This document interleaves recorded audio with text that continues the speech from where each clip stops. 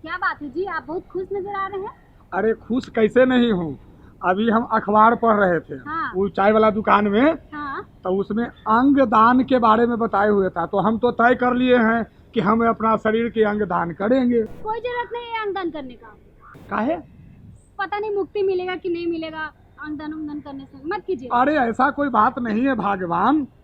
ये आप किस भ्रम में जी रहे हैं, किस समय में आप जी रहे हैं? देखिए नहीं करना है तो नहीं करना है, जिद्दी मत बनिए। ये तो कोई बात का मतलब हुआ नहीं, नहीं, बताइए। हम नहीं करने देंगे। प्रणाम प्रणाम भाई विकास जी। किस बात का नोक झोंक हो रहा है भाई? अब जरा आप अपनी भाभी को समझाइए। अच्छा। अभी जो अंगदान के बारे में अभी हम पढ़े हैं, पेपर में पढ़े थे, तो वही हम बता रहे हैं कि भाई हम भी चाहते हैं कि हम भी अपने शरीर का अंग दान कर दें। बताइए। कम से कम जीते जी कोई काम न कर पाए तो मरने के बाद तो बढ़िया काम कर जाए। अच्छा सोच है, कितना बढ़िया बात आप तो ये रोक रही हैं। अच्छा क्या बात है, मुक्ति मिलेगा कि नहीं मिलेगा, मोक्ष प्राप्त होगा कि नहीं होगा। अरे भाभी जी, गोपाल भैया जो डिसीजन लिए हैं, जो निर्णय लिए हैं, बहुत ही अच्छा निर्णय लिए हैं और अंगदान सबको करना चाहिए। वही बात तो हम भी बता रहे अरे हैं आप इनको। चुप रहिए, नहीं करिएगा। अंगदान जो है, शरीर दान जो है, महादान है। इससे बड़ा कोई दान ही नहीं है। विकास भाई, तो इसके बारे में कोई हमको विशेष जानकारी चाहिए। देखिए गोपाल भैया, इसके बारे में बताने के लिए आईईसी कंसल्टेंट जो है, सोटो बिहार गवर्नमेंट जो है, अच्छा, यहाँ आई हुई है। और कोई आई हुई है? हाँ, बिल्कुल। विशेषज्ञ आए हुए हैं। अच्छा और वो बगीचे में घूम रही हैं। अच्छा। अगर आपको ज़्यादा जानकारी चाहिए तो मैं उनको लेकर बगीचे में बैठता हूँ, उनसे बातचीत करता हूँ और आप लोग आइए तो आपसे भी बातचीत करवा अरे देंगे। भाई बिल्कुल जानकारी चाहिए, और हमसे ज्यादा जानकारी श्रीमती जी को चाहिए। हाँ। क्योंकि हाँ, ज्यादा बिल्कुल, यही भ्रमित है। जानकारी बिल्कुल बिल्कुल बिल्कुल। तो आप लोग एक काम कीजिए ना जी। आप लोग वहाँ पे आइए, हम उनको लेकर वहाँ पे बैठते हैं बगीचे में। अच्छा ठीक है, तो आप आते आप वहाँ लेके बैठिए, हम लोग आ रहे हैं। आते हैं। ठीक है, आप लोग आइए। चलिए ठीक है, अब ठीक है। जो कुछ भी रहेगा हाँ। मन में इसके बारे में बात कि ऐसे होगा वैसे होगा, अब चलिए वहाँ मैडम जी से पूछ लीजिएगा। आप आइए। पूछेंगे मैडम से, चलिए। मैम नमस्कार। मैम सबसे पहले तो आपका स्वागत है आपके कार्यक्रम गाँव में। मैम हमारे गांव के भैया हैं, गोपाल भैया हैं, वो अंगदान करना चाहते हैं, लेकिन अभी उनसे सहमत नहीं हो रहे हैं। तो मैं उनको बुलाया हूँ मैम, वो आते हैं, फिर आप थोड़ा अंगदान की क्या प्रक्रिया है और क्या इसका लाभ है हमारे समाज में, आप अगर बता देंगी तो थोड़ा सा अच्छा रहेगा। ये देखिए आ गए मैम। मैम ये है गोपाल भैया, ये हमारी भाभी जी भी। भैया अंगदान करना चाहते हैं लेकिन भाभी जी सहमत नहीं है। मैडम हमको इस बारे में बताइए, क्योंकि हम समाचार पत्र में पढ़ते हैं कि अंगदान तो ये अंगदान है क्या? जी, मैं सबसे पहले बता दूं कि आपको इसमें डरने और घबराने जैसी कोई बात नहीं है।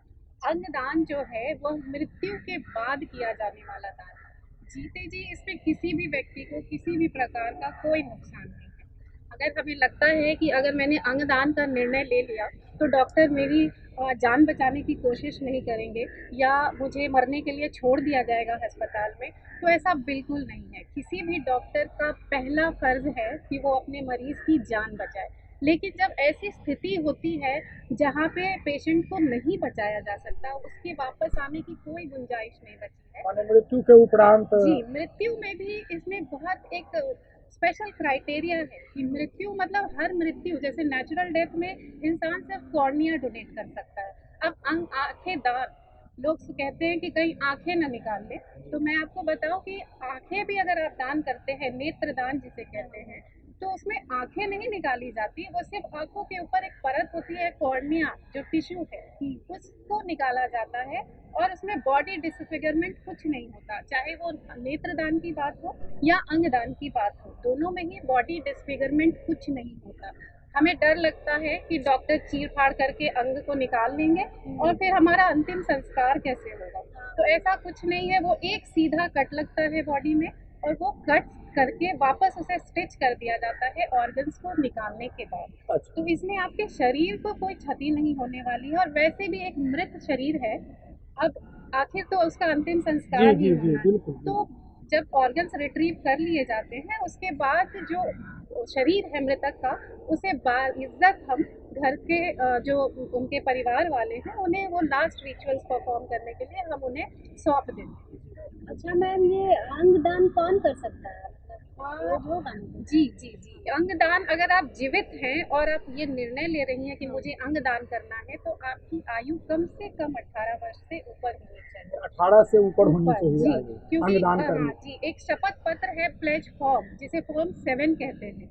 ये फॉर्म 7 भर के कोई भी व्यक्ति जो 18 वर्ष से ऊपर है वह यह निर्णय ले सकता है अंगदान के लिए कि उसकी मृत्यु के उपरांत उसके ऑर्गन्स जो हैं वो दान कर दिए जाए।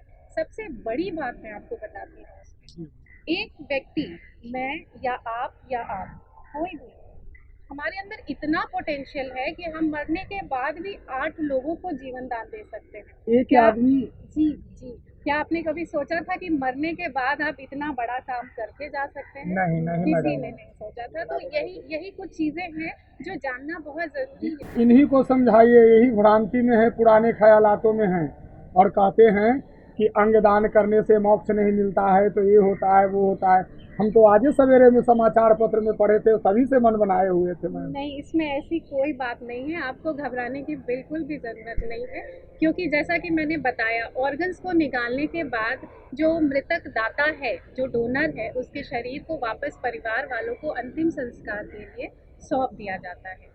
तो आप ऐसा बिल्कुल भी ना सोचें कि इसमें मोक्ष की प्राप्ति नहीं है। और धर्म की जहाँ तक बात है तो मैं सबसे पहले बता दूं कि मानव धर्म से सर्वोपरि कुछ नहीं। जी जी बिल्कुल। अगर आप इंसानियत में परोपकार कर रहे हैं, आप अपने मृत्यु के बाद कुछ 8 ऐसे लोगों को जीवन दान दे रहे हैं जो कि मृत्यु के कगार पे हैं, उनके परिवार में उनके बच्चे, उनके माँ, भाई, बहन, कई लोग हैं जिनको वो व्यक्ति वापस मिल सकता है। तो आप सोचिए, अगर अपने परिवार में ऐसा कोई केस आए, किसी को किडनी की ज़रूरत है और उसे किडनी नहीं मिल रही है समय पर, तो सोचिए हम ऐसे मौके पे कितना लाचार महसूस करेंगे कि हमारे घर में हमें अंग की ज़रूरत है और हमें अंग नहीं मिल पा रहे हैं। तो लास्ट में क्या होता है, ऐसे पेशेंट्स जो है वो वेटिंग लिस्ट में ऑर्गन्स के लिए वेट करते करते दम तोड़ देते हैं। तो इन्हीं चीज़ों से बाहर आने के लिए अंगदान को लेकर जागरूकता बहुत ही ज़रूरी है। हमें यह जानना ज़रूरी है कि मरने के बाद अंगदान कैसे हो सकता है, और जीते जी इसमें कोई भी नुकसान नहीं है। जब तक हम जीवित हैं कोई भी हमें किसी तरह का नुकसान नहीं पहुंचा सकता। जैसे कई लोगों को लगता है कि मैंने अगर ये प्लेज फॉर्म भर दिया, जो फॉर्म 7 मैंने बताया, ये फॉर्म भर देने से डॉक्टर्स उन्हें नहीं बचाने की कोशिश करेंगे। तो ऐसा नहीं है, उन्हें बचाने की हर वो कोशिश की जाती है। और अंगदान हर मृत्यु में नहीं है, नेचुरल डेथ में जैसा मैंने बताया सिर्फ कॉर्निया जो है वो दे सकता है व्यक्ति। मैंने ये अचानक दुर्घटना वगैरह जो जी होता जी, है जैसे इसमें। मैं बताऊं, भारत में हर वर्ष 1.5 लाख सड़क दुर्घटना में मौतें होती हैं, 1.5 लाख से प्रति ज्यादा वर्ष। प्रति वर्ष। जी जी। और ये जो यंग बॉडीज हैं जो डंप हो जाती हैं, जो हम कहें कि उनका अंतिम संस्कार हो जाता है, लेकिन उसमें बहुत पोटेंशियल होता है। अगर इन लोगों ने अंगदान का निर्णय लिया होता तो आप सोचिए कि प्रत्येक व्यक्ति से अगर आप 8 का गुना करें तो कितने लोगों की जी। जान बचाई जा सकती थी। आप अगर वेटिंग लिस्ट में देखेंगे जो हमारी नेशनल रजिस्ट्री नोटों में मेंटेन होती है, उसमें प्रति वर्ष किडनी के लिए, लिवर के लिए, हार्ट के लिए, कॉर्निया के लिए कई लोग हैं जो इंतज़ार कर रहे हैं, लेकिन उन्हें समय पर अंग उपलब्ध नहीं हो पा रहा है। तो यही है, हम इसीलिए लोगों को प्रोत्साहित करते हैं कि आप कम से कम जीते जी शपथ पत्र तो भरिए। अंगदान ज़रूरी नहीं है कि आपने पत्र भर दिया तो अंगदान होगा ही, क्योंकि ब्रेन स्टेम डेथ एक कंडीशन है जिसमें इंसान के मस्तिष्क में चोट लगने से उसकी मृत्यु हो गई, लेकिन उसके बाकी के ऑर्गन्स जो हैं वो कुछ घंटों तक काम कर रहे होते हैं। वो बिल्कुल वेंटिलेटर के सपोर्ट में मेंटेन किए जा सकते हैं। विज्ञान भी कहता है जी, मैम जी, कि जी। जो मैम, अचानक यहाँ से पे मृत्यु एक के बाद प्रश्न में और भी रहता है। उठता है मैम, यहाँ पे एक प्रश्न और भी उठता है कि अंगदान हमें कहाँ करना चाहिए? बहुत ही महत्वपूर्ण सवाल आपने किया है, क्योंकि कई ऐसे लोग हैं जिन्हें पता ही नहीं है कि अंगदान का क्या प्रोसेस है, हमें कहाँ जाना है, क्या ऐसा कोई संस्थान भी है जहाँ जाके हम अंगदान कर सकते हैं। तो मैं आपको बताऊं कि अंगदान के लिए हमारे राज्य में state organ and tissue transplant organisation, जो भारत सरकार की स्कीम है NOTP, उसके तहत देश के हर राज्य में सोटो की स्थापना की गई है। ये सोटो जो है ये पूरे बिहार में आपके अंगदान को लेकर जागरूकता फैलाने का काम कर रही है। इसके अलावा हम सारे हॉस्पिटल जहाँ भी ट्रांसप्लांट की गतिविधियाँ हैं उन्हें रजिस्टर करते हैं अपने साथ, क्योंकि हमें पता हो कि कहाँ किस ऑर्गन की ट्रांसप्लांट हुई है और कहाँ कितने लोगों का ट्रांसप्लांट किया गया, किन ऑर्गन्स को ट्रांसप्लांट किया गया, ताकि एक ट्रांसपेरेंट सिस्टम बने। क्योंकि पास्ट में हमने बहुत से खरीद फरोख्त के ऐसे केसेस देखे हैं जहाँ पे ऑर्गन ट्रैफिकिंग जी की भी हाँ बात होती जी है। होता है। और कहीं ना कहीं ये ऑर्गन ट्रैफिकिंग की वजह से ही लोगों में डर है कि अगर मैंने अंगदान किया मेरे ऑर्गन्स लेके बेच दिए जाएंगे। तो मैं बता दूं ऐसा कुछ भी नहीं है। भारत में अंगदान जो है वो transplant of human organ act के तहत विनियमित किया जाता है। मैडम अंगदान कितने प्रकार के होते हैं? ये भी एक बहुत ही जी महत्वपूर्ण सवाल है कि अंगदान कितने प्रकार के होते हैं। अंगदान दो प्रकार के होते हैं। एक होता है जीवित दाता, जैसे हम जीते जी भी अंगदान कर सकते हैं। मैंने मृतक दाता की बात कही अभी तक आपसे कि एक जो डेड डोनर है, ब्रेन स्टेम डेथ जिसे कहते हैं, मस्तिष्क स्तंभ मृत्यु, तो इस कंडीशन में इंसान अपने हार्ट, लिवर, किडनीज, लंग्स और पैनक्रियाज, इंटेस्टाइन, ये कुछ ऑर्गन्स, कॉर्नियाज, बोन्स, नर्व्स, ये हार्ट वाल्व्स, ये सभी अंग व उत्तक टिश्यूज जिसे कहते हैं उसे दान कर सकते हैं। और जो जीवित दाता है वो जीवित दाता भी एक डोनर है। जैसे अगर मेरे परिवार में किसी को किडनी की ज़रूरत है तो मैं अपनी एक किडनी उसे दान कर सकती हूँ, क्योंकि एक व्यक्ति जो है वो एक किडनी पर पूरी ज़िंदगी अच्छे से गुजार सकता है। लेकिन आप सोचिए कि अगर जीवित व्यक्ति से हम किडनी क्यों ले, अगर हमें मृतक दाता जो हर साल 1.5 लाख से ज़्यादा, जैसा मैंने बताया आपको कि मृत्यु हो रही है, तो अगर मृतक दाता से मिल जाए तो दोनों ही हेल्दी रहेंगे। फिर लिविंग डोनेशन की बात जो है वो तो है ही, क्योंकि लास्ट ऑप्शन जब हमें कुछ नहीं समझ में आता तो हम तैयार हो जाते हैं। हम जैसे अपने बच्चे के, अगर हमारे बच्चे की बात होगी जी तो मैं तो लास्ट अंगदान पोजीशन के करूंगी लिए ही। जी जी हाँ, तो कौन किन किन, एक जीवित दाता किन अंगों को दान कर सकता जी है जी यह भी जानना बहुत जी जरूरी बिल्कुल है। जरूर। एक जीवित दाता एक किडनी दे सकता है, वो अपने लिवर का कुछ पोर्शन दे सकता है। अच्छा अब आप कहेंगे कि लिवर तो जी मैडम एक ही है, जी किडनी जी दो है हमारे जी पास, जी तो एक से जिंदा लिवर कैसे दान करें? तो लिवर जो है उसकी अपनी एक ग्रोथ की टेंडेंसी होती है, जो अपने आप रीजनरेट होता है वो। तो लिवर का एक हिस्सा जो है वो ट्रांसप्लांट कर दिया जाता है ज़रूरतमंद मरीज को, और वो फिर से ग्रो हो जाता है उसकी बॉडी में, और अच्छा जिसके शरीर से लिया गया है वो उसमें भी ग्रो कर जाता है नेचुरली। तो आप देखिए कितना खूबसूरत है भगवान का बनाया हुआ जो जी ये हमारे शरीर को भी देखिए कि कितनी खूबसूरती से वो किसी और को दान देकर वापस से नॉर्मल भी हो सकता है। कुछ एक ऑर्गन्स ऐसे भी हैं। तो ये बातें हमें समझनी बहुत ज़रूरी है कि हम जीवित हैं तो हम एक किडनी या लिवर का कुछ हिस्सा या पैनक्रियास का कुछ हिस्सा दान कर सकते हैं। लेकिन मृतक दाता की पूरी बॉडी जो है वो किसी दूसरे के लिए काम आ सकती है। तो बहुत अच्छी बात मैम बताया एक प्रश्न यहाँ पे और भी लेना चाहेंगे मैम। जैसे आपने अभी कहा कि 8 लोगों की जिंदगी जो है एक जान बचा सकती है, लेकिन जैसा कि मैं आपको पता है कि मैंने अपना पूरा शरीर जो है मेडिकल कॉलेज को दान किया हुआ है मैम।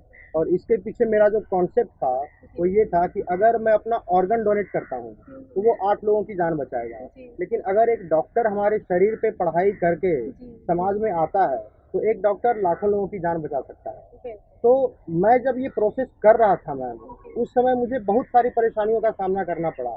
इनफैक्ट मुझे बताते हुए दुख हो रहा है कि मुझे 8 साल तक ये पता लगाने में लग गया कि मैं कहाँ पे और किस प्रक्रिया के थ्रू अपना बॉडी जो है डोनेट करूँ। और तब जाकर के पटना एम्स में जो है मैंने अपना बॉडी डोनेट किया और वहाँ पे सक्सेसफुली हुआ। तो मैं ये चाहता हूँ मैम कि आप इस यहाँ पे जो है इस प्लेटफॉर्म के माध्यम से लोगों को ये बताएं ताकि उनको ये काम करने में सुविधा हो, जो लोग करना चाह रहे हैं। बताएं कि क्या प्रक्रिया है, क्या प्रोसेस है जिसके थ्रू कि आप इस चैनल को जा सकते हैं।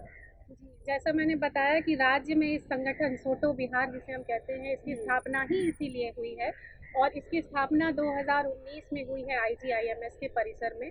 तो जो कोई भी व्यक्ति इच्छा रखते हैं अंगदान या देहदान के लिए, तो वो हमारे ऑफिस में जो IGIMS शेखपुरा में स्थित है, यहाँ पे आप वार्ड ब्लॉक में 2nd फ्लोर पे रूम नंबर 224 है, यहाँ पहुँच के आप इसके बारे में सारी जानकारी ले सकते हैं।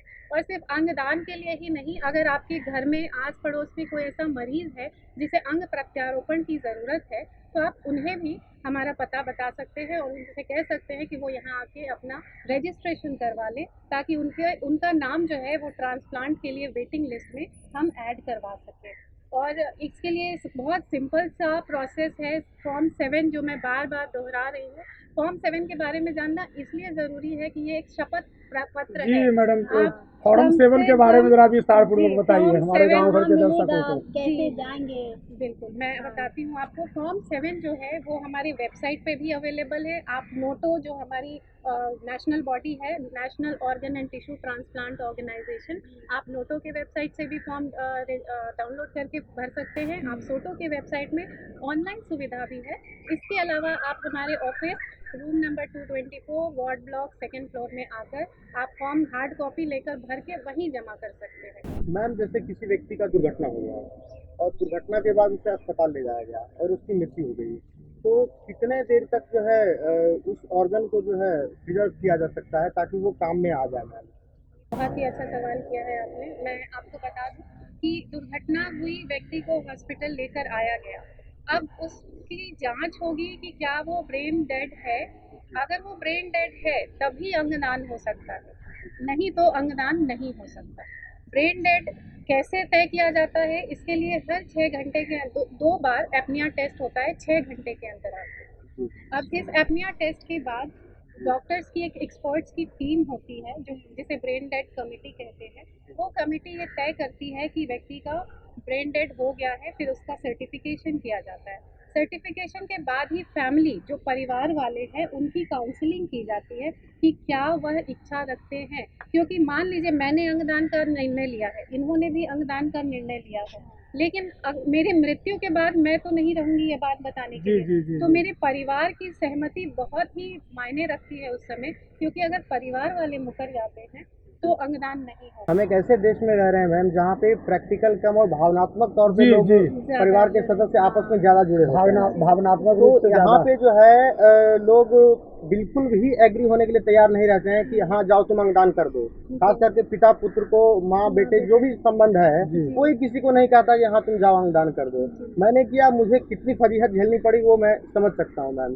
तो इसलिए आप थोड़ा सा ये बताएं हमारे दर्शकों को मैम, ताकि लोग ये समझ पाएं कि अंगदान करने से हमारे धर्म को कहीं से कोई खतरा नहीं है, हमारी मोक्ष प्राप्ति में कहीं से कोई बाधा नहीं उत्पन्न हो रही है। थोड़ा सा इसके ऊपर आपकी टिप्पणी चाहेंगे यह भी मैम। एक महत्वपूर्ण सवाल लोग है। जागरूक कैसे हो जी, इसके लिए? आप ही नहीं, मैं भी कई बार जब फील्ड में होती हूँ, लोगों को ट्रेनिंग दे रही होती हूँ या उन्हें समझा रही होती हूँ कि अंगदान क्या है, तो ऐसे कई सवाल मुझे भी झेलने पड़ते हैं कि अंगों को बेच दिया जाता है क्या, या मेरा धर्म मुझे इस बात की इजाज़त नहीं देता। तो जैसा मैंने पहले भी कहा आपसे कि मानव धर्म से ऊपर कोई धर्म नहीं है और दान से सर्वोपरि कोई दान नहीं है। तो ये बहुत ही नेक कार्य है। मरने के बाद वैसे भी ये शरीर नश्वर है, इसे मिट्टी में ही मिलना है। तो अगर जाते जाते मेरा एक अंग जिंदा रहे किसी में, अगर मेरी आंखें किसी और के शरीर से इस दुनिया को देख पाए, तो ये तो आप सोचिए और ये इससे बहुत खूबसूरत बड़ी एहसास खुशी की बात और है। इससे खूबसूरत क्या दान हो जी सकता है। बिल्कुल बिल्कुल। तो इसके लिए हमें जागरूकता की बहुत ज़रूरत है और मैं आप लोगों के माध्यम से ये बताना चाहती हूँ कि आप लोग भी आगे आए, इसमें कोई नुकसान नहीं है और बहुत ही कंडीशनल है। अगर मैंने प्लेटफॉर्म भरा है तो ज़रूरी नहीं कि मेरा अंगदान हो ही पाएगा, लेकिन अगर 1% भी गुंजाइश बनती है कि मेरे जाने के बाद मैं 8 लोगों को जीवन दान दे के जाऊँ, तो मैं पीछे नहीं हटूंगी, मैं ज़रूर आगे आऊँगी। और मैं अपने आस पास, अड़ोस पड़ोस सभी लोगों से ये गुजारिश करती हूँ कि आप भी इस नेक कार्य के लिए ज़रूर आगे आएं। मैडम, विश्व अंगदान दिवस जिस पर अभी चर्चा हुई, ये कब मनाया जाता है, थोड़ा इसके बारे में बताएं।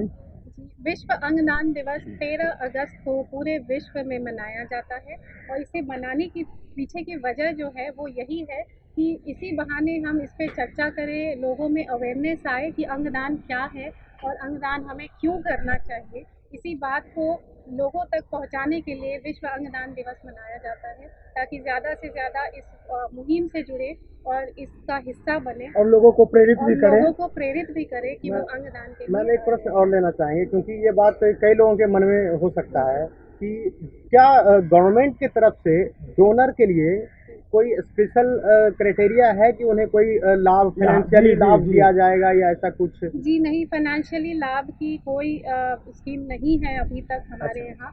हम उन्हें सम्मानित करते हैं क्योंकि उनका दान इतना बड़ा है कि उन्हें कुछ भी देना जी वो तो खुद अनमोल वो है। बहुत छोटा है। जी, जी, जी। आपने किसी को जीवन दान दिया है और उसके लिए कोई फाइनेंशियल और ये ऐसी कोई स्कीम नहीं है। इसके पीछे एक टेक्निकल वजह भी है क्योंकि इससे फिर वही बात होती है कि जो ऑर्गन जो गरीब तबके के लोग हैं जो अपने ऑर्गन्स बेचने को भी तैयार हो जाते हैं, जी तो जी। फिर उस चीज़ को बढ़ावा न मिल जाए। बिल्कुल बिल्कुल तो मैम। कुछ सोच समझ कर ये जो transplant of human organ act है, इसके अंदर किसी भी तरह का फाइनेंशियल एक्सचेंज जो है वो क्रिमिनल ऑफेंस है।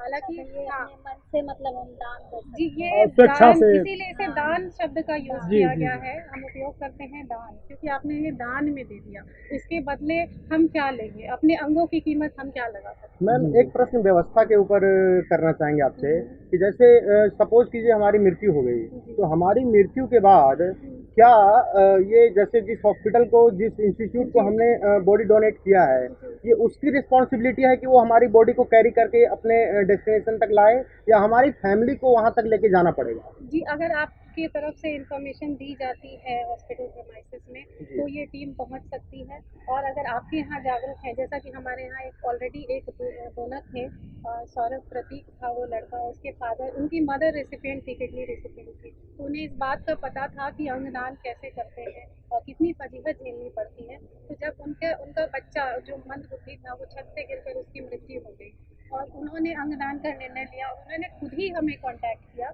उन्होंने कहा कि मेरे बेटे की ऐसी हालत है और हम अंगदान करना चाहते हैं। तो उनकी उस बच्चे की माँ ने, आप सोचिए कितना बड़ा दिल रहा होगा उस माँ का, उन्होंने ही खुद हमें हमारी टीम को खबर की कि हमें अंगदान करना है अपने बच्चे का। फिर यहाँ से हमारी टीम गई, उसकी बॉडी को लेकर आया गया हॉस्पिटल और फिर वो डोनेशन हुआ। तो ये दोनों तरफ से है। अब देखिए समय कैसा है, किस हालात में मृत्यु हुई है, बहुत कुछ निर्भर करता है। तो इसलिए, और ये डोनर कार्ड इसीलिए हम कहते हैं कि आप कैरी करें कि इस डोनर कार्ड से इस बात की पहचान हो, आप जिस भी हॉस्पिटल। बिल्कुल मैम, देखिए डोनर कार्ड मैं हमेशा हाँ, अपने कि साथ पता लेके चले। चलता हूँ मैम। जी देखिए, आप देख एक सकते ऐसा हैं है जरा। ये डोनर कार्ड है, तो इसे आप हमेशा कैरी इसी कीजिए। तरह का डोनर हाँ। कार्ड जो जो भी व्यक्ति चाहेंगे अंगदान करना, उनको इसी तरह का इशू किया जाएगा। बहुत बढ़िया है, बहुत बढ़िया है मैडम। आप आए आज के हमारे इस काफी कार्यक्रम में जानकारियाँ दी और बहुत आपने अच्छी अच्छी जानकारियाँ दी। ये अंगदान से संबंधित जो अभी तक के हमारे पास भी वो भ्रम था, और भी बहुत सारे लोग भ्रमित ही हैं और भ्रमित भी हैं, लेकिन उम्मीद करता हूँ कि आज के इस कार्यक्रम में आपकी बातों को सुन कर के लोगों में चेतना आई, जागृत हुए, जागृति आई है। लोग भी अभी जागरूकता बहुत फैला बहुत रहे हैं। शुक्रिया आप लोगों जी का मैडम, मुझे यहाँ हमारे और बुलाने हमारे के लिए। टीम की तरफ से आपको और आपके बहुत बहुत माध्यम से- धन्यवाद। जी। और हाँ, तो दर्शकों, आज के इस कार्यक्रम से संबंधित कोई सुझाव या आप पत्राचार करना चाहते हैं तो हमारा पता नोट कीजिए। हमारा पता है गांव घर निदेशक, दूरदर्शन केंद्र, छज्जू बाग फ्रेजर रोड, पटना 8,01,000। और हाँ दर्शकों, हमारा यदि आप मेल करना चाहते हैं तो हमारा मेल आईडी है कि ddkpatna@gmail.com। तो दर्शकों, अब हमें और हमारे इस गांव घर के टीम को इजाज़त दीजिए और फिर मिलते हैं एक नए अंक में अगले दिन। तब तक के लिए नमस्कार।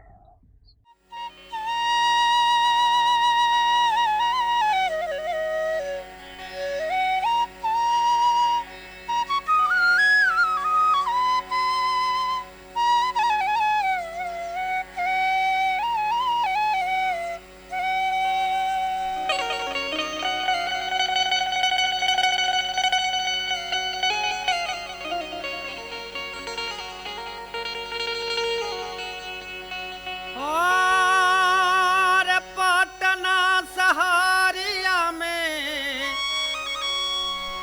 और पटना सहारिया में, और लगल बजरिया से धीरे धीरे झुमक कलावे मोर संवरिया से धीरे धीरे कलावे मोर संवरिया से धीरे धीरे कलावे मोर संवरिया से धीरे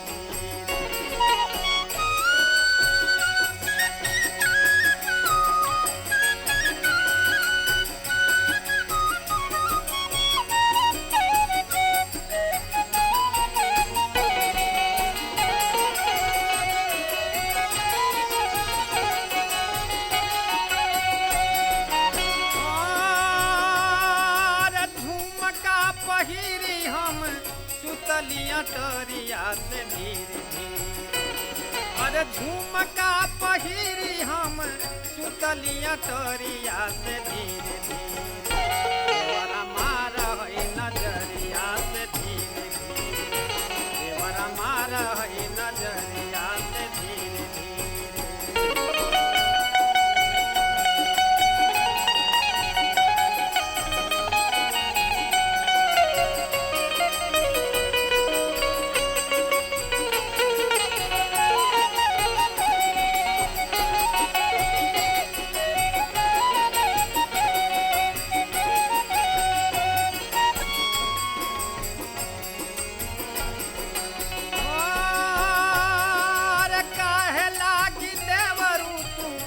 नजरिया से धीरे धीरे अरे काहे लागी देवरू तू मारलू नजरिया से धीरे धीरे और भेजब कचहरिया से धीरे धीरे और भेजब कचहरिया से धीरे धीरे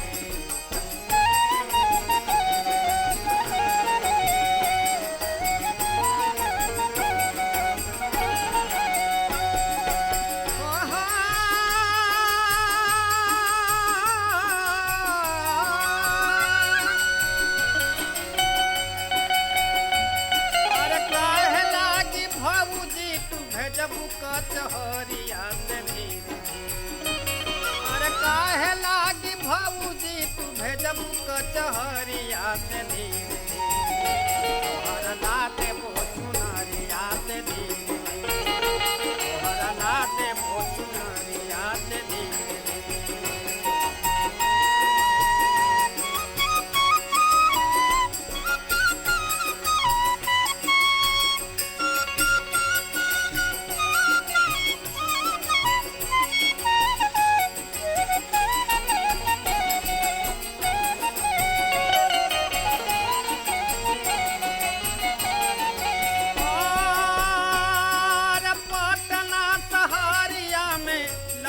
बजरिया से धीरे धीरे अरे पटना सहरिया में लागल बजरिया से धीरे धीरे कलावे मोर संवरिया से धीरे